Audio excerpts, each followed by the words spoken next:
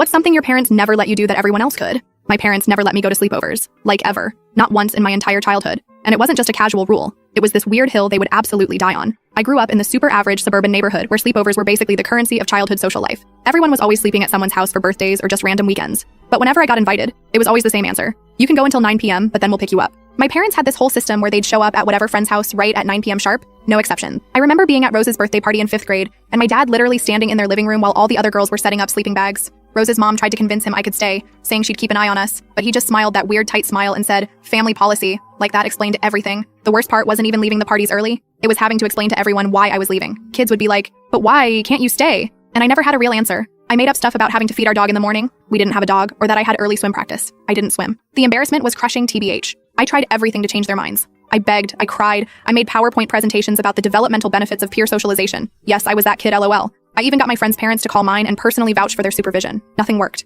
By middle school, the invites started drying up. Why bother inviting the girl who always has to leave? I'd see Instagram stories of my friends all having breakfast together the next morning and it just hurt. I started making up excuses to not go to parties at all because leaving early felt worse than not being there. My parents weren't even super strict about other things. I could watch PG-13 movies. I had a reasonable curfew for regular hangouts. They let me wear what I wanted. It was just sleepovers they were weird about. When I was 16, I finally broke down during a massive fight about it. I was sobbing, asking why they were deliberately making me an outcast, when my mom got really quiet. She sat down and told me that when she was 12, she went to a sleepover at her friend Kathy's house. Kathy's older brother and his friend had been drinking, and they came into the room where the girls were sleeping. Nothing happened to my mom specifically, but one of the other girls wasn't so lucky. My mom had carried this guilt for decades, that she couldn't help her friend, that she didn't wake up, that she didn't tell anyone until years later. She said she'd made a promise to herself that her daughter would never be in a vulnerable position like that. I didn't know what to say. Part of me understood, but another part was still so angry that her trauma had become my social burden. I never got to just be a normal kid because she was protecting me from something that might happen. When I was 23, I finally had a real conversation with both my parents about it. I told them I understood they were trying to protect me, but that their fear had isolated me in ways that actually made me more vulnerable later on. I didn't know how to navigate certain social situations because I'd been sheltered from them. My dad started crying, which I had seen maybe twice in my life. He admitted they probably took it too far,